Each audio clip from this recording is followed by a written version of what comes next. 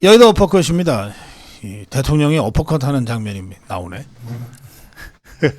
저는 지금 뭐 여기저기다 이 어퍼컷을 꽂아놓고 있는데요. 예, 우리 윤석열 대통령의 어퍼컷은 좀 긍정적인 어퍼컷이고 예. 저는 좀 악을 퇴출하겠다, 악을 퇴치하겠다라는 마음으로. 네. 예, 요즘 우리 장해찬 최고위원 아주 고생 많으신 것 같더라고요. 아닙니다. 네. 예. 근데 또 워낙 이제 장해찬 최고위원 많이 할 수 있는 얘기들이 많아서 그래서 또 많은 언론에서 장해찬 최고가 또 무슨 얘기하나 또 이렇게 기다리기도 하고 그런 것 같아요. 네. 우선 몇 가지만 좀 최근에 주장한 몇 가지만 좀 우선 확인 하겠습니다. 예. 이 진은정이가 이 가족 댓글에 그 주범이었을 거다. 주범이죠. 주범이다. 몸통이고. 예. 저는 뭐, 이제 의혹이란 단어도 안 쓰지 않습니까? 네. 추측이 아니고 단정했습니다. 왜 그렇게 단정하십니까? 뭐 여러 번 제가 설명을 드렸는데 그 양가 가족들의 어른들, 그 한동훈 대표의 장인 장모, 그리고 한동훈 대표의 모친, 이 명의의 신원 인증을 받을 수 있는 유일한 인물이 그 중간에 있는 이제 한쪽에선 딸이고 한쪽에선 며느리인 진은정 변호사밖에 없는 거고요. 미국에 있는 딸 인증까지 누가 받겠습니까? 그거 뭐 일각에서 한동훈 대표 미성년자 아들에게 몰아주고 책임을 좀 물타기 하려 한다라는 여의도의 풍문도 떠돌았습니다만 예. 정상적인 남매 관계에서 누나가 남동생 시키는 대로 그런 거 인증 안 해줘요. 네, 이거는 진은정 변호사만이 받을 수 있는 가족 명의가 집단적으로 동원이 되었고요. 네. 그리고 이분이 예전부터 온라인 맘카페 주요 운영진으로 활동하면서 이런 여론 조작을 해왔던 소위 말하는 전과가 있기 때문에 전례가 있기 때문에 야 이런 작업 본인이 다 했든 아니면 본인이 주도해서 누구랑 맡겨서 공동 작업을 했든 여기에 좀 특화돼 있구나. 나름의 온라인 여론 조작의 전문성이 있구나. 라는 것들까지도 제가 근거로 제시를 하는 거죠. 그 진은정이라는 사람을 특정해서 이 사람이 했다라고 지금 주장을 한 지가 꽤 되는데 꽤 됐죠. 진은정으로부터 어떤 항의나 또는 뭐 허위사실 유포로 고발하겠다, 고소하겠다 뭐 이런 반응들이 있었습니까? 전혀 없습니다. 왜 못하냐? 뭐 이상하네. 사람이 착해서 그런가? 이걸 허위 사실로 고발을 하면 이게 허위인지 아닌지 수사기관에서 가려내야 되거든요. 그러니까 지금 한동훈이 믿는 구석은 이거 업무방해나 뭐 정보통신망법의 명의도용 이런 걸로는 압수수색 안 나올 것이다라고 믿고 버티는 건데 본인들이 저를 허위 사실로 고발하면 허위인지 아닌지 밝히려면 자기들이 당원 명부나 수사에 협조를 해야 되잖아요. 고발해놓고 협조 안 하면 이상하잖아요. 그렇지. 그러니까 고발을 못 하는 거예요. 그러니까 당연히 제가 허위 사실로 고발하면 무고로 받아칠 거고 그럼 이게 허위인지 아닌지를 가려내는 게 매우 중요한 쟁점이 되거든요. 그러니까 뭐 주진우 의원이 법률자문위에서 이병준 TV만 고발을 했는데 네. 지금 사실 이 주요한 언론이나 방송에서 이 문제를 가장 많이 이야기한 사람이 또 저잖아요. 그렇죠. 그리고 저는 아예 특정해서 가족이 했다. 진은정 변호사가 범인이다. 드루킹 몸통이다라고 하는데 저를 빼고 그리고 가족 의혹을 고발장에서 뺐어요. 이거는 가족이 했다는 걸 자백하는 거나 다름없는 고발장이에요. 그럼 이병준 TV 이병준 대표를 고발한 거는 가족 관련이 아니고 네. 한동훈이가 주장했다고 하는 허위 사실을 갖고 고발한 거군요. 거기에 플러스 이번 당원 게시판 사건과 관련 없는 과거 한동훈 대표에 대한 이병준 기자의 발언까지도 엮어가지고 고발장을 만들었는데 그 고발장에도 가족이 글을 썼다는 것에 대해서는 허위 사실로 첨가를 하지 않았어요. 그러니까 가족 부분은 아예 고발장에서 빠져 있습니다. 자, 그러면 네. 그걸 고발하려면 한동훈이가 하지 왜 그 당 이름으로 하고 당에 뭐 주진은지를 뭐 시켜서 하고 그럽니까? 그것도 꼼수입니다. 그러니까 이게 특정인이 주도해서 고발을 하게 되면 무고죄로 이제 이병준 기자나 이런 사람들이 받아쳤을 때 1대1로 진검승부를 펼쳐야 됩니다. 근데 당 법률자문위가 나서면 이게 당의 기구가 나섰기 때문에 이병준 기자가 만약 무고죄로 역고소를 했을 때 그 책임을 구체적으로 누구에게 물어야 되는지 법률자문위원장인지 한동훈 대표인지 이거 실무적으로 이름을 쓴 법률자문위의 변호사인지 이것도 애매해지고 본인들이 개인이 아니라 당의 공식기구의 힘을 빌려서 수사기관이나 사법부에 위세를 부리는 거거든요. 그러니까 이건 사당화죠. 아니 지 문제를 왜 당 기구 이름으로 고발을 합니까? 근데 지금 이 이병준 대표 고발은 주진우가 고발한 걸로 다 보도도 되고 그러던데? 그렇죠. 그러나 명의 자체는 아마 국민의힘 법률자문위로 나갈 것 같고요. 어쨌든 법률자문위원장이 주진우 의원이니까 네. 책임을 그래. 피할 수 자, 없을 겁니다. 주진우 그러면 의원도. 진은정이는 어떤 사람이에요? 뭐 저는 지금 여러 가지 제보가 막 들어오고 있는데 저는 100% 확신하는 것만 말씀드리거든요. 네, 예. 근데 일단 아직 이거는 100% 확신하진 않아서 제가 페이스북 등으로 이야기는 하지 않지만 그 광남맘 카푸치노라는 맘카페 거기서 한동훈에게 꽃바구니 보내기 운동 주도했다 이런 전력이 있다라고는 제가 말씀드렸잖아요. 네, 그랬죠. 이건 100% 확인된 사실이라서 말씀드린 건데 네. 그 카페에서 진은정이 커피 2라는 닉네임을 썼다는 제보가 막 쏟아지고 있어요. 커피 리? 커피 2 숫자 2. 커피 이 투. 네, 커피 2, 커피 2 뭐 어떻게 읽으시든 간에. 음. 그래서 그 커피 2가 남겼던 댓글들을 제가 쭉 보고 있는데 네. 가관이에요. 근데 이건 아직까지 진은정이 커피 2라고 제가 100% 확정하지 못하겠어요. 아하. 다만 그런 제보가 있습니다. 어쨌거나. 근데 그런 게 맞다면 그리고 진은정이 그 강남맘 카푸치노라는 맘카페에서 특검팀 꽃바구니 운동을 자기가 한동훈 와이프인 걸 숨기고 했는데 그 맘카페의 성향 자체가 강렬 대깨문이에요. 극성 친문 문바 맘카페예요. 아하, 예. 원래 맘카페가 옛날에 좀 다 그랬죠. 그런 예, 성향이 예, 있었고 예. 그래서 굉장히 이제 어떻게 보면 보수 진영과는 전혀 어울리지 않는다. 근데 이제 혹자는 친한계에서는 아니 윤석열 대통령도 문재인 정부 때 검찰총장 된 거 아니냐 하는데 윤 대통령 같은 경우는 대통령이 되고 대선 후보가 돼서 누구보다 더 정통 보수에 충실하게 가치와 노선을 지킨 분이에요. 그렇죠. 행동으로 그걸 보여줬고 비록 본인이 공무원일 때 공무 수행을 한 거라 할지라도 박근혜 전 대통령과 이명박 전 대통령 수사에 대해서 사과했어요. 근데 한동훈은 그런 게 전혀 없죠. 그러니까 아니 이게 화양연화라고 그랬지. 화양연화라고 했죠. 뭐 그리고 사과는 이 사람의 노선이나 주변에 쓴 인물들 중에 보수의 가치를 드러내는 사람이 없습니다. 그러니까 이 한동훈이 옛날에 출근할 때 김어준의 뉴스공장 들으면서 출근했다라는 썰이 파다하잖아요.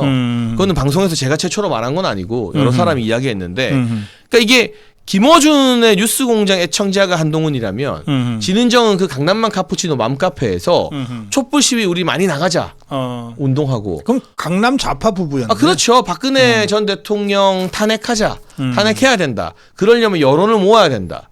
이야기하고 그 커피2라는 사람은 박근혜 전 대통령에게 입에 담기 힘들 정도의 비속어도 많이 썼습니다. 아, 그래요. 그래서 그 부분은 제가 조금 더 사실관계를 확인해보고 공적으로 문제 제기를 할 예정입니다. 그런데 저 대깨문 중에서 뭐 문꿀 오소리인지 뭐 아주 극성스러운 대깨문들이 네. 이 한동훈이 지지로 돌아섰다는 얘기가 그동안 몇 차례 있었거든요. 네. 그거는 팩트예요? 팩트입니다. 그러니까 이 대깨문 중에서도 가장 센 사람들이 당을 하나 만들었어요. 그게 바로 깨시연이라는 당입니다. 깨어있는 시민연대당. 네. 그게 어떤 사람들이 21대 총선 때 만들어진 당인데 제 기억으로는 극렬 문파들 중에서 민주당 공천 못 받은 사람들이 거기로 넘어가기도 하고 막 그랬어요.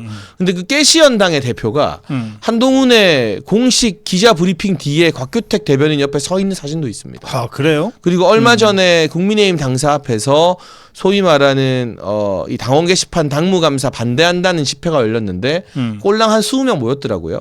그 자리에도 그 깨시연 대표 그 사람이 있었습니다. 그러니까 이거는 기정사실이에요. 이게 극렬 대깨문 일부가 이 한동훈 쪽으로 넘어가서 결탁했다. 손을 잡았다. 그럼 그게 예전에 뭐 대깨문 극렬 대깨문 좌파라 하더라도 전향해서 와서 하는 거는 그런 거 뭐 아니죠. 상관없잖아요. 그런 거 아니죠. 그런 거 아니에요? 그 사람들이 보수의 가치에 동의한다거나 과거 문재인 정부를 비판하고 이제 새로운 어떤 보수 노선, 자유우파 노선으로 돌아온 게 아니라 문재인에 대한 생각은 그대로인데 아하. 그냥 숙주를 한동훈으로 바꿨을 뿐이에요. 이재명 죽이는 숙주로 네. 한동훈을 선택했다. 그래서 한동훈을 보면 문재인에 대한 비판이 거의 없어요. 그렇지. 문다의 음주운전에 대한 비판이 없어요. 그러니까 유독 한동훈이 이재명 이야기는 가끔 하는데 그게 뭐 짜고 치는 고스톱처럼 문재인과 관련된 인사들에 대한 비판을 한동훈에게서 찾아볼 수가 없습니다. 그리고 한동훈이 김경수의 복권에 극렬하게 반대했던 것도 자기한테 와 있는 대깨문 팬덤이 원래 주인 찾아갈까 봐. 그게 가장 큰 이유예요, 사실은. 네. 그러고 보면 한동훈 주변에 있는 자들 중에 좌파였다가 이를테면은 생각이 확실하게 바뀌어서 이른바 전향을 해서 우파 진영으로 와서 있는 사람들은 안 보이네. 진주권이 전향했나요? 그러니까. 김경률이 전향했나요? 그렇지 않아요. 그 사람들은 그냥 이재명 싫어하는 좌파예요. 근데 이재명 싫어한다고 좌파가 우파되는 건 아닙니다. 그렇죠. 보수 정당의 틀 안에서 같이 정치를 논할 수 있는 건 아니에요. 그래요. 자, 진은정이는 이제 그렇고 주진우는 어떤 사람이에요? 이 사람이 요새 자꾸 뭐 어디 톡톡 끼어들어가지고서 뭐 자꾸 법률적으로 하면서 심지어는 우리 저 자유파 유튜브들을 무슨 슈퍼챗 장사꾼처럼 매도하고 막 그러던데 이게 어떤 자예요, 이 자는? 그러니까 원래는 사실 유능한 검사죠. 문재인 정부 때 환경부 장관 기소하고 뭐 그래서 저는 검사 주진우, 법률가 주진우가 유능하다는 데는 이견이 없습니다. 그러니까 우리가 무조건 험담하고 깎아내리면 안 되잖아요. 정확하게 지피지기를 해야 되기 때문에. 네. 그런데 한동훈의 어떻게 보면 개인 변호사 노릇을 하면서 탈하겠죠. 그리고 최근에 법조계에서도 이렇게 정치권 일을 하다 보면 법조인들 참 많이 알게 되잖아요. 네. 이 주진우 의원의 어떤 법조인으로서의 명성도 완전히 땅에 떨어지고 있대요. 아하. 왜냐?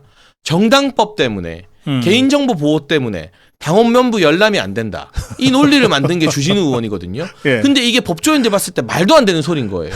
그래서 지지난번 의총에서 이 이야기를 주진우 의원이 하니까 예. 훨씬 선배 검사인 그리고 공안통 대한민국에서 공안검사 중에 손가락에 꼽히는 정점식 의원이 무슨 소리냐. 그 정당법 개인정보법이랑 아무 상관없다라고 받아치니까 주진우 의원이 반박은 못하고 얼굴이 시뻘개졌다고 하더라고요. 그러니까 본인도 이게 말이 안 되는 거 알아요. 제가 봤을 때 그걸 모를 정도의 인물은 아닙니다. 굉장히 유능한 인물이었어요. 대통령실에 근무하고 그 이전에 동부지검에 입고할 때는 문재인 정부의 환경부 장관 잡아가뒀으니까. 근데 한동훈의 변호사 노릇을 하면서 말도 안 되는 억지를 쓰다 보니까 추락을 하게 되는 거예요. 타락을 하게 되는 거예요. 그래서 저는 그 부분이 굉장히 아까운 일이다. 보수 진영의 좀 큰 손실이다. 뭐 그 본인의 선택이겠지만. 네. 그래. 이 정점식의 발언은 의미가 있어요. 왜냐하면 이 정당 사건 있잖아요. 선거 네. 사건 이걸 다루는 게 공안부거든요. 맞아요. 그거 제일 잘하는 사람이 네, 그 정점식 공안부의 의원이에요. 정통 인맥을 그 흐름을 갖고 있으니까 정점식이 정당법은 제일 잘 알지. 네. 자, 이 댓글이 올라와 있는데 그 해운대에서 이 주진우 해운대 오지 마라고 하는 이 뭐 집회를 한다고. 아 그래요? 네. 참네. 자, 신지호의 정치자금법 위반 의혹에 대해서 또 우리 장현찬 최고가 발언을 했습니다. 네. 예. 이거는 뭐 이제 신지호 부총장은 여당의 고위 당직자를 할 자격이 없는 사람인데 사실 잘려도 진즉 잘렸어야 됐죠. 세상에 어느 고위 당직자가 자기 유튜브에서 자기 당 원내대표랑 최고위원 욕을 합니까? 그리고 대통령실과 지도부 만찬에 대해서 거기에 끼지도 못하는 당직자가 그 뭐 브리핑한 사람 싸대기를 때리고 싶다? 뭐 이런 막말을 합니까? 근데 그러고도 한동훈이 신지호를 계속 부총장에 놔둔 것 자체가 국민 눈높이가 아니라 그러니까 지키 높이란 뜻이에요. 이게 국민 눈높이면 그런 막말한 사람을 어떻게 당직에 놔둡니까? 그 막말을. 아니, 그런데 국민 눈높이에 안 맞을 뿐만 아니라 당원 눈높이에도 안 맞아. 아 그렇죠. 예, 그런데 뭐, 지 한동훈 키는 얼마인지 내가 모르는데 그러니까 그게 지키에도 안 맞지만 왔다 갔다 한다는 뜻이에요. 뭐 키높이 신으면 이 눈높이가 되고 키높이 내려오면 이 눈높이가 되는 것처럼 그 눈높이가 일관되지 않고 잣대가 없다. 내로남불이다라는 말을 하는 건데 예. 저는 예전에 뭐 어벤져스 전략회의라는 유튜브를 같이 했잖아요. 제가 초창기 설립 멤버죠. 근데 저는 이제 출연하다가 대선 때 대선 캠프 일이 바빠지면서 자연스럽게 빠졌습니다만 네네. 그들이 저에게 뭐 무수한 인신공격을 해도 제가 한 번도 대응한 적이 없습니다. 왜냐하면 저는 뭐 한동훈 정도 돼야 싸우지 급이 안 되는 인물들과 싸우고 싶지 않아서. 예. 그런데 최근에는 제가 이제 눈에 가시니까 신지호 부총장이 방송 나와서 뭐 옛날 공천 문제에 무슨 큰 뭐 비밀이 있고 그걸 알면 제가 멘붕이 오고 이런 유언비어를 퍼뜨리더라고요. 아하. 이게 뭐냐면 소위 말하는 친윤계와 저 사이를 이간질하려는 시도예요. 아하. 한동훈이 너 자른 거 아니야. 친윤들이 그랬어. 음흠. 근데 너무 저열한 음모잖아요. 그리고 제가 그 전후 사정을 모르겠습니까? 제가 누구보다 그 전후 사정을 잘 알겠죠. 본인이 제일 잘 알죠. 당사자인데. 예, 공천은 자기가 제일 잘 알죠. 제가 여권의 더 핵심이었지 신지호 부총장이 뭐 핵심이었습니까? 대선 캠프 때도 초창기에 말실수해서 잘렸던 분인데. 그러니까 이런 음모론까지 펼치는 걸 보고 아 이거는 그냥 두면 안 되겠다 싶어서 이제 정리를 좀 해야겠다 싶어서 공적으로 이 정치자금법과 탈세 그리고 오늘은 추가 고발장이 접수됐는데 이게 뭐냐면 뭐 조세 회피와 관련된 법이 있습니다. 제가 법조항 잠깐만 한번 읽어드릴게요. 예, 이게 예. 우리가 다 근거를 가지고 이야기를 해야 되기 때문에 조세범 처벌법이 있습니다. 아, 그래요. 조세범 처벌법 제11조에 의하면 조세 회피를 할 목적으로 타인의 명의로 사업자 등록을 하고 그 영위로 사업을 하면 안 되는 거예요. 그러면 징역 2년 이하 2천만 원 이하의 벌금입니다. 굉장히 처벌이 세죠. 조세 관련 법은 법이 무거워요. 그래서 처벌이 셉니다. 이게 트리플 크라운이에요. 정치자금법 위반, 탈세, 조세범 처벌법, 트리플 크라운을 달성했는데 네. 이게 뭐 저는 근거 없이 카더라로 이야기 안 하고요. 신지호 부총장이 자기 아들을 대표로 내세운 법인으로 2023년 11월까지 유튜브 수익을 받아왔고 2023년 11월부터는 자기 아들 법인 내세우면 문제될까봐 교묘하게 그 유튜브를 공동 소유하고 있는 언론인 이현중 문화일보 논설위원회 배우자를 대표로 내세운 새 법인, 이게 우리끼리 하는 말로는 가라 법인이라고 하고 예. 격조 있는 말로는 차명 법인이라고 합니다. 새로운 차명 법인을 대체해서 유튜브 수익을 받았습니다. 그래서 아들 차명 법인이 배우자 차명 법인으로 바뀐 거예요. 그런데 핵심은 그 유튜브 채널의 수익 공동 소유주는 신지호, 이현종 두 사람이라는 거죠. 그러면 이거는 정치인으로서는 슈퍼챗과 자율 구독료 등을 받으면 안 되기 때문에 정치자금법을 어긴 것이고 가족을 내세워서 수익을 나누고 숨기는 게 가장 전형적인 탈세 수법이에요. 이거는 국세청에서 척하면 척하고 바로 다 나옵니다. 조사만 그렇지. 들어가면. 예, 그런 경우들이 많으니까. 예를 들면 혼자서 1억을 벌었다고 신고하면 세금을 많이 내야 되는데 5천만 원 나눠서 신고하면 세금 거의 안 내요. 그래요. 예. 과세 표준 구간 때문에. 바로 그걸 노린 전형적 수법이거든요. 탈세죠. 그리고 이렇게 차명으로 법인을 설립해서 사업을 영위하는 것 자체가 제가 아까 말씀드린 조세범 처벌법 11조 위반이기 때문에 저는 이 세 가지가 다 걸린다고 보고, 문제는 차명 법인은 드러났잖아요. 팩트로. 그럼 법인 등기를 떼봤으니까 제가. 그건 뭐 조작이 불가능하잖아요. 아하. 근데 세상에 어느 정치인이 차명 법인이 드러났는데 당직을 유지할 수가 있죠? 그러면 내일이라도 한동훈이 신지호를 부총장에서 잘라야 되는 거잖아요. 법적인 문제 처벌받고 하는 건 다 놔두고. 그래요. 아니 대통령과 김건희 여사 보고는 법리가 중요한 게 아니다. 의혹만 있어도 사과해라. 즉각 활동 중지해라. 그 말 그대로면 한동훈 가족과 신지호도 의혹이 불거졌기 때문에 즉각 사과하고 활동 중지 다 해야죠. 그러니까 이 내로남불, 결국 신지호라는 그 별로 중요하지 않은 인물이 이 화두가 되는 게 아니라 이런 논란이 불거졌는데 신지호라는 측근을 계속 부총장에 기용하느냐, 이게 한동훈의 눈높이를 파악할 수 있는 잣대인 것 같습니다. 그래요. 자, 당원 게시판에서 11월 21일 기준으로 금지어가 설정되면 이제 자동으로 안 보이는 삭제 또는 안 보이는 기능이 가동됐는데, 이 금지어는 이제 당원 게시판 관리하는 사람들이니까 사무처 직원이겠죠? 그렇죠. 홍보본부장의 지휘를 받는 사람들이죠. 자, 금지어가 한 가발, 한 뚜껑, 한 달이 금지어로 지정이 됐다는 겁니다. 참나, 정말. 이거 말고 더 심각한 것도 있어요. 그냥 가발이나 그 라면의 왕뚜껑 있죠. 그런 것도 금지어래요. 아니 당원들이 상표권 침해 아니야? 왜 그 왕뚜껑을 당원들이 이재명이 지난 대선 때 제일 히트쳤던 정책이 뭐냐? 탈모약. 탈모약이야. 그거 비급여를 급여 처리해서 이거 이 부담을 낮춰주겠다. 왜냐하면 대한민국 탈모 인구가 남녀 통틀어 굉장히 많기 때문에 많죠. 늘어나고 있기 때문에 이거는 뭐 장난치고 이럴 문제가 아니라 그분들에게 굉장히 중요한 문제거든요. 그러면 그분들이 예를 들면 가발도 의료보험 급여 좀 해주면 안 되냐, 이런 정책 제안을 당원 게시판에 할 수도 있는 거잖아요. 당연히 할 수 있지. 근데 그걸 왜 금지어를 시키는 것이며 왕뚜껑, 서민들의 애환이 담긴 라면이잖아요. 저도 가끔 PC방 가거나 어디 편의점 가면 라면 먹을 때 회장한테 꼭 왕뚜껑 먹습니다. 진짜로. 근데 뭐 그런 서민의 애환을 이야기할 수도 있는데 그거 왜 금지하냐는 거예요. 예. 이게 바로 무슨 조선시대 왕조시대처럼 임금님 심기 거스를까봐 다 금지어 시키는 거잖아요. 그래놓고 누구더러 왕조시대 운운을 합니까? 근데 윤석열 대통령 비하 표현은 여전히 올라와 있다 그러던데요. 이게 기사가 나온 다음에 부랴부랴 금지어를 설정을 많이 했다고 하는데 주간조선 기사가 나오는 그 시점에서는 윤석열 대통령에 대해서 이 좌파들이 모멸적으로 부르는 어떤 별칭들, 별명들, 아주 모멸적인, 인신공격적인 그런 것들이 다 금지어가 아니었어요. 그건 다 검색이 됐어요. 몇백 건 이상. 근데 왕뚜껑이랑 가발은 안 됐어요. 이게 도대체 무슨 기준입니까? 이게 책임자가 홍보위원장입니까? 장서정이죠. 사무총장입니까? 홍보본부장 장서정이 책임자일 겁니다. 장서정이가 뭐 네. 하는 사람이에요? 그냥 처음 듣는 사람인데. 한동훈이 개인의 어떤 무슨 인연인지 몰라도 지난 비대위 때 비대위원으로 데려왔고 총선 끝나니까 홍보본부장으로 발탁했고 허허. 근데 장서정은 놀랍게도 지난 대선 때 이재명과 함께 행사를 했던 사람입니다. 사진이 다 남아 있어요. 무슨 스타트업 한다는데 그 스타트업도 우리 사업가 출신의 이상규 위원장이 분석하니까 재무제표가 엉망이라고 하고 뭐 그렇습니다. 근데 이 장서정이라는 사람이 한동훈 보고 당복 입지 마라.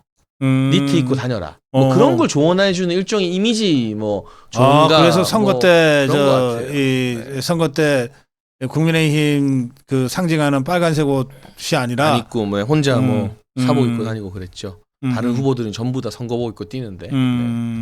요즘도 그래요. 어제도 뭐 이 눈 많이 온 재난 현장 갔는데 대통령도 재난 현장 가면 민방위복 있거든요. 그렇지. 한동훈 혼자 폼 잡고 검은색 외투 뭐 니트 이런 거 입고 있었어요. 민방위복 그 청록색. 청록색. 윤석열 정부에서 디자인이 바뀌어서 되게 세련되셨거든요. 근데 대통령께서도 재난 현장 가면 본인은 그 민방위복을 입으세요. 근데 지가 뭐라고 검은색 니트 입고 폼 잡는지 그거 다 장서정 같은 사람이 조언하는 거예요. 참 그거.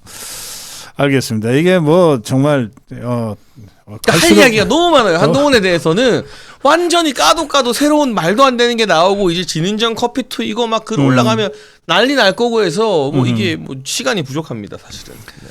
그 한국 사회여론연구소 KSOI 조사는 이 단계 논란 관련해서 한동훈이가 직접 밝혀야 한다는 응답을 우리 국민 53.8%가 했어요. 그런데도 이것들이 지금 버티고 있는 거 아니에요? 정성국이라는 자는 아니 가족이 글 썼더라도 이게 익명 게시판인데 왜 굳이 공개해야 하냐라고 한동훈이가 생각하는 것 같다 이렇게 얘기를 했죠. 아휴. 이런 식으로 자백을 할 거면 그냥 쿨하게 처음부터 인정을 자백이지. 하든가. 예? 뭐 하자는 겁니까 이거 진짜. 그리고 정성국 의원 그 교총 회장이라서 전략공천 받았잖아요. 근데 근데 원영섭 저기 컷오프 시키고. 근데 국민의힘과 보수 진영에 한 게 뭐가 있다고 전략공천 받았으면 감사한 줄 알고 밑바닥부터 쌓아 나가야지. 한동훈 줄 잡고 딸랑거려서 바로 뭐 조직 부총장 하잖아요. 네. 근데 이분이 보수 진영에서 윤석열 정부를 위해서 한 게 뭐가 있죠? 이분 전략공천 됐을 때 부산시 학부모 연합회가 반대 성명 냈어요. 반대했지. 예. 아니 그 학부모들 바라보고 교총회장 영입했더니 오히려 학부모들이 반대하는 사람이에요. 예. 대체 무슨 공천입니까 이거는? 하여튼 이자가 요즘 들어서 이 한동훈 대변인 역할을 자청하고 나선 것 같아요. 자, 그건 그렇고 그 김건희 여사 특검과 이 단계 사태를 연계해서 노골적으로 협박을 했잖아요. 며칠 동안. 네, 그러고 있죠. 예, 그러면서 뭐 전략적 모호성을 유지한대. 그 이제 기자들이 아니 그게 말이 되냐 이러고서 질문을 했더니 한동훈이 말이 이거는 모호함이 아니고 신중하게 판단하는 거다. 아니 그러면 2차 때는 왜 본인이 나서서 이건 악법이다 하면서 이거 부결시키자 했습니까? 앞뒤가 달라요. 그리고 저는 이게 소위 말하는 조폭들의 협박이랑 비슷한 방식인데 이거 한번 봐주면 계속 끌려가야 돼요. 그렇지. 협박하는 조폭들을 상대하는 가장 확실한 방법은 해볼 테면 해봐. 그렇지. 네 마음대로 해봐. 근데 그 다음은 뒷일은 책임 못 진다. 네가 알아서 감당해라. 이러면 막 협박하던 사람들이 쫄아서 아무것도 못해요 오히려. 근데 그 협박에 겁먹은 티를 딱 내잖아요. 그럼 바로 약점 잡히는 거예요. 그래서 사실은 추경호 원내대표가 지난 의총에서 당원 게시판 냉각기를 갖자고 말한 게 이 조폭 같은 정치의 약점을 하나 내준 패착인 거예요. 제가 참 존경하고 좋아합니다만 뭐 사람이 다 잘할 수는 없으니까. 저는 해볼 테면 해봐라고 나가야 돼요. 그 너네 이름 걸고 그럼 반대표 해라. 그 찬성표 해라. 의견해라. 지난번에 그 한동훈이가 뭐 며칠 동안 쪼르고 쫄라서 이제 대통령이 면담을 해줬는데 그때도 한동훈이가 협박했잖아요. 네. 뭐 저 김건희 여사에 대한 무슨 조치가 없으면은 지가 김건희 여사 특검법 더 이상 막을 수 없다. 뭐 이런 협박을 했잖아요. 자, 그런데 그때 윤석열 대통령이 지금 우리 장혜찬 최고가 얘기하는 딱 고르게 대응을 했어요. 아니 뭐 위헌적 요소가 많아서 당 의원들이 그 불결시켰던 걸로 내가 들었는데 그동안 생각이 바뀌어서 가결시키면 할 수 없지 뭐. 뭐 야당 편 들겠다면 어쩔 수 없지. 어쩔 수 없지. 그건 뭐냐? 이거 가결시키는 놈들은 야당 편이란 뜻이에요. 그렇지. 예. 그럼 이재명이랑 정치해라. 이재명 밑에 들어가서 이거 대통령 부부를 이재명한테 갖다 바치고 보수 정당에서 정치가 되겠냐? 할 테면 해봐라. 이게 맞는 태도고. 그렇지. 김건희 특검으로 끝나겠습니까? 한동훈 특검 하자고 요새 민주당이 기자회견 많이 하더만요. 한동훈 특검은 뭐 못할 게 뭐 있습니까? 이게 민주당 정부에서 탈탈 털었는데도 뭐가 안 나와서 기소도 못한 김건희 여사 관련된 것들보다 아직 제대로 털리지 않은 한동훈 관련된 의혹들이 무궁무진하게 더 많습니다. 여러분 한동훈이 법무부 장관 청문회 때 김남국이 뭐 이모 논문 공저자 이거 삽질을 했잖아요. 이모. 그거는 진짜 김남국 의원이 소위 말해서 바보 같은 모습을 보인 건데 그때 기억나실 거예요. 한동훈이 법무부 직원에게 우리 딸에게 이모가 있었어 이런 말 했거든요. 그 영상과 짤방이 있죠. 근데 놀랍게도 한동훈 딸한테 이모가 있어요. 그리고 그 중에 큰 이모는 입시 컨설턴트예요. 아 그래요? 김남국이가 2번 틀려 맞출 뻔했네. 그래서 김남국 때문에 한동훈이 엄청 도움을 받았죠. 그래서 아직도 많은 국민들이 한동훈 딸한테 이모가 없는 줄 아는 분들이 대다수예요. 저도 얼마 전까지 몰랐어요. 근데 이모가 다 있습니다. 그것도 입시 컨설턴트 그런 뭐. 일을 했다는. 네. 참 대단한 집안이네. 자, 그런데 장동혁이가 한동훈 사퇴 가능성은 0%다 이랬어요. 이건 지금 사퇴 얘기를 이 한동훈 똘마니들이 먼저 시작을 하네요. 그러니까 그만큼 쫄린다는 거죠. 그리고 이 당원 게시판에 글 쓴 게 가족인 게 드러나면 사퇴할 각이다라는 걸 본인들 스스로 알고 있는 겁니다. 그렇지. 근데 이거 이제 골든타임을 넘겼고요. 경찰 조사를 통해서 뭐 국가수사본부장과 서울청장이 기자간담회에서 이 문제 이야기할 정도면 경찰의 수사 의지가 강력해 보이는데 이미 사실관계는 파악했다는 뜻이죠. 그 한동훈 일파의 바람과 반대로 압수수색 들어가서 가족들 신원이 확인되면 그건 사퇴가 아니라 정계 은퇴각입니다. 네. 자, 그런데 참 이제 이 자들이 정신없는 자들이야. 아니 내년 2월에 전면적으로 당무감사한다 그러대? 네, 그것도 참. 그게 결국에는 이상규 찍어내기 당무감사예요. 제가 봤을 때. 네. 그러니까 결국 자기 말 안 듣고 자기 마음에 안 드는 원외위원장들을 내년 9월까지가 정상 임기라고 보면 그 전에 다 바꿔치우겠다. 그래서 이 당을 한동훈의 사당으로 만들겠다. 그러면 당무감사 이후에 이상규 같은 사람들이 잘리고 우리 세종시당의 이준배 위원장 같은 사람들이 잘리면 그 자리에 한동훈 딸랑이들이 들어가면 이제 김종혁을 위시로 해서 건건이 원외위원장들이 한동훈 지지 성명 내고 무슨 일이 있을 때마다 한동훈 편드는 목소리 내고 그렇게 이 당의 원외 조직을 자기의 어떤 호위병으로 삼겠다라는 뜻입니다. 그래요. 하여튼 이런 상황에서의 당무감사는 이건 정말 한동훈의 사당화로 가는 지름길이 되는 거죠. 그럼요. 네, 굉장히 위험한 일입니다. 이거는 저지해야 됩니다. 네. 자, 그런데 그 지금 이창수 지검장 내일 아마 탄핵될 것 같아요. 또 그런가 하면 순감액 예산 폭주를 했어요. 그리고 더불어민주당은 이렇게 밀어붙이면서 지난 토요일 날은 또 어쨌든 이 장애 집회를 했어요. 이재명이가 마이크를 안 잡으면서도 집회에 나오고 뭐 하여튼 이런 식으로 해서 계속해서 윤석열 대통령과 김건희 여사를 압박하고 있습니다. 그런데 제가 지난 주말에 그 야당이 저 종북주사파들이 집회하는데 우리 국민의힘은 뭐하지 싶어가지고 몇 군데 돌려봤더니 다 지역구에서 지역 그 행사 뛰고 다니더라고요. 그렇죠. 네. 그리고 지난 주말에 이 무기력한 한나라 국민의힘 국민의힘 이 집권당의 무기력한 모습에 대한 강력한 비판의 사설들도 실리고 그랬어요.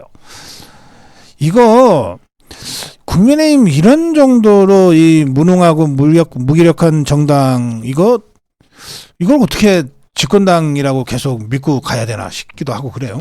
뭐 수요일에 내일이죠. 국회 본청 계단 앞에서 네. 이재명 규탄하고 예산 규탄하는 집회를 국민의힘이 연다고 합니다. 네. 근데 이게 사실은 홍보가 많이 안 되고 있어요. 그러면 민주당은 장애 집회에서 사람이 많이 안 모여서 망신당하고 다음 주부터는 민주당이 주최해서 빠진다고 하거든요. 그렇지만 국민의힘이 어쨌든 처음으로 그 맞대응하는 성격의 집회를 여는 건데 네. 국회 본청 계단에 얼마나 모이겠습니까? 제가 봤을 때 뭐 조직 동원하고 해봤자 일단 장소를 국회 본청 계단으로 잡은 것 자체가 사람 얼마 안 모으겠다는 뜻이거든요. 근데 좁잖아요. 또는 거기가. 모을 자신이 없다는 뜻이지. 그냥 몇 명 안 모아도 그 본청 계단은 차니까 그 몇백 명 보좌관들만 다 동원해도 몇백 명은 되지. 그거죠. 네. 국회 본청과 의원회관에 있는 보좌관들 당직자를 다 나오라는 거죠. 그러니까 이거는 일반 시민뿐만이 아니라 지역 당원 조직도 동원할 자신이 없다는 뜻이에요. 잠깐 계산할게요. 국민의힘 국회의원이 108명이고 네. 각 의원회관마다 9명의 그 국회에서 그렇죠. 예산후 월급 주는 네. 사람들이 9명이에요. 그러면 900명이네. 근데 그 100명에 900명 더하면 1000명입니다. 그냥 국회의원들만 그 다 나와도 1000명이에요. 그러네. 그러니까 그걸로 과시하겠다는 건데, 그러니까 이거는 민주당이나 저 좌파 집회, 장애 집회는 맞대응이 전혀 안 되는 거죠. 그래요. 참, 이 국민의힘을 지금 한동훈이가 이게 대표로 이끌고 있어서 이런 황당한 일이 계속 벌어지고 있는 것 같습니다. 자, 마지막으로. 최근 여론조사를 보면 이제 윤석열 대통령이 영남권에서 지지율이 의미 있게 회복을 했어요. 네. 그러면서 전체 지지율도 이제 20% 중반대로 어쨌든 회복이 됐습니다. 일단 반등에 성공한 것 같아요. 자, 그런데 뭐 그렇다고 우리가 이 지지율에 만족하는 건 전혀 아니죠. 당연히 30%대로 빨리 올리고 40%대로 올려가야 되는데 그 여론조사에서 보면은 이제 그 질문항에 윤석열 대통령 못한다라고 부정평가한 것에 이유를 이렇게 물어보거든요. 근데 갤럽이 쭉 그걸 물어봤는데 6주 동안 이것 때문에 나는 윤석열 대통령 부정평가한다라고 했을 때 1위가 김건희 여사 문제였어요. 근데 이번에 갤럽 조사에서 이게 1, 2위가 바뀌었어요. 1위가 민생이 어려워서 2위로 김건희 여사 문제가 떨어졌거든요. 이게 두 가지로 생각이 돼요. 하나는 김건희 여사 리스크도 이제 어느 정도 이제 다 너무 털었는데 이제 좀 약발이 없다. 그래서 김건희 여사 리스크가 어쨌든 좀 완화되고 있다. 두 번째는 민생이 진짜 어렵다. 또 진짜 어렵다는 이야기들을 국민들이 진짜 집중적으로 하게 됐다. 이 두 가지 변화가 있어요. 최근에 윤석열 대통령이 집권 후반기 민생 토론회를 이제 다시 재개했고 또 어느 때보다도 민생과 양극화 타개 해소 뭐 이런 얘기들을 하고 있잖아요. 이게 일종의 그 어떤 흐름과 연관되어서 좀 이 국면 반전에 모멘텀을 지난 기자회견 때부터 해서 한 달 가까이 지금 만들어가고 있는 것 같다. 이런 평가를 저는 하고 있어요. 예, 장현찬은 어떻게 보십니까? 일단 두 가지 이야기를 짧게 드릴게요. 네. 김건희 여사가 부정평가 1위로 뭐 몇 주 동안 나온 건 진짜 뭔가 문제가 있어서가 아니라 하도 정치권에서 특히 여당에서 떠들어대니까 이게 시끄럽고 이슈가 되니까 손꼽힌 것 뿐입니다. 네, 국민들은 시끄러운 거 싫어하거든요. 진짜 문제가 있어서가 아니에요. 근데 이제 여당에서 한동훈이 당원 게시판으로 공격받고 허우적거리고 존재감이 상실되니까 자연스럽게 이야기 덜하니까 이 김건희 여사를 거론하는 사람들도 줄어드는 거예요. 그렇죠. 그러니까 문제라서 문제인 게 아니라 문제를 만드니까 문제인 겁니다. 네. 그리고 민생 같은 경우는 우리 정부 전반기에 수출이나 무역 흑자 이런 대외적인 거시 지표는 잘 관리를 했습니다. 물가도 마찬가지고요. 다만 재정 건전성을 강조하다 보니까 아무래도 소비 경기라던가 내수 진작에는 조금의 어려움이 있었어요. 저는 그런 부분을 이제 대통령이 집중 강조해서 후반기에 주요 목표로 삼았기 때문에 잘 풀어갈 거라고 생각합니다. 근데 아니나 다를까 이제 김건희 여사 문제로 정부를 흔드는 게 실패하자 이번 주 어제 최고위에서는 김종혁 최고가 민생 문제에 난리 났다. 야당이랑 똑같은 논평을 또 내더라고요. 그래서 우리가 민생을 잘 챙겨야 되는 건 맞지만 정부의 어떤 거시경제 회복의 기조를 평가하면서 이제 하반기부터는 민생이 좋아질 겁니다라는 기대감을 드리는 게 여당 정치인들의 몫인 것이지. 그렇죠. 야당처럼 이걸 잡고 흔들면서 막 또 정부를 핥기는 김건희 여사로 대통령을 공격했던 그 소재로 민생으로 대통령을 공격해서는 안 된다라는 말씀도 꼭 드리고 싶습니다. 차제에 이제 이 국면 전환이라는 게 참 한 번 하기가 쉽지가 않잖아요. 네. 그리고 우리가 수세적이고 끌려가는 식으로 국면이 만들어지면은 이것을 헤어나가는 것도 참 힘들잖아요. 그럼요. 그래서 지금 대통령이 이제 그 임기 그 전반부를 보내고 후반부를 맞이하면서 이 국면 전환을 위한 전반적인 어떤 종합적인 고민들을 그동안 쭉 하고 있는 것 같아요. 이렇게 보면.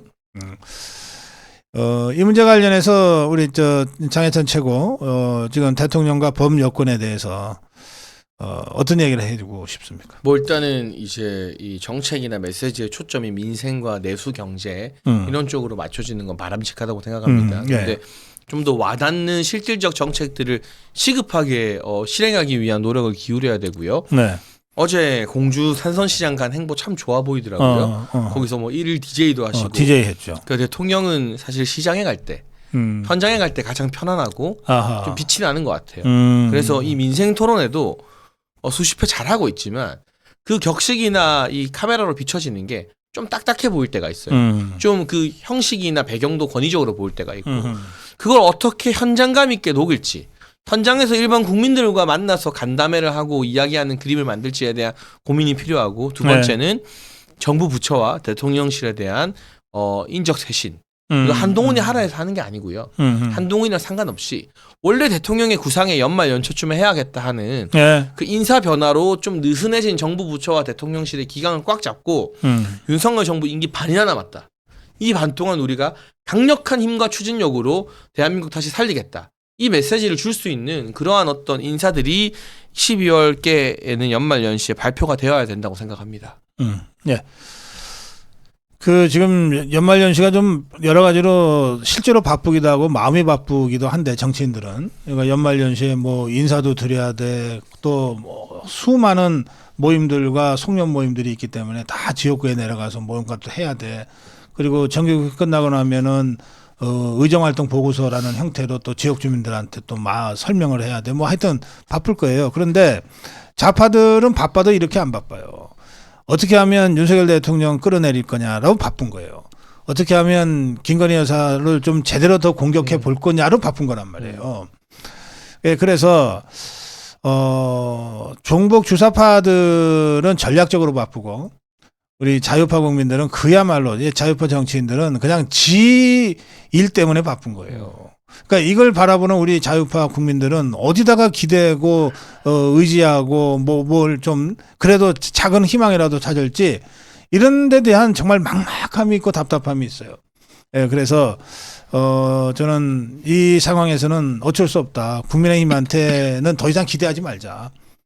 국민의힘이 정말 잘 해주면 어쩌다 한번 잘해주면 좋지만 그냥 기대하지 말고 변수로 두지 말고 윤석열 대통령과 대통령실과 내각이 우리 자유파 국민들과 직접 손잡고 이 난관을 어쨌든 돌파해 나가는 수밖에 없다. 그런 생각이 자꾸 드네요. 네, 동의합니다. 자, 우리 장해찬 최고위원과 함께 여의도 오퍼컷 진행해 드렸습니다. 우리 12월 21일 그 탄핵 저지 국민전선 구미에 가서 우리 또 토크쇼 합니다. 네. 지난번에 그 서울에서 1차 토크쇼 했는데 장해찬 최고위원 인기가 저보다도 더 좋다고요. 아닙니다. 정말 아닙니다. 네. 구미에도 여러분 또 경북에 사시는 분들 아니고도 또 부산 경남 지역이나 이런 데서도 많이 와주시면 좋겠습니다. 네. 예, 그 고성범 본부장한테 이게 유료 입장 토크쇼거든요. 그러니까 미리미리 신청 안 하시면은 오고 싶어도 이게 좌석이 다 차서 못 오시는 수도 있으니까 대구 경북에 계시는 분들 중심으로 그야말로 우리 자유파의 심장 아닙니까?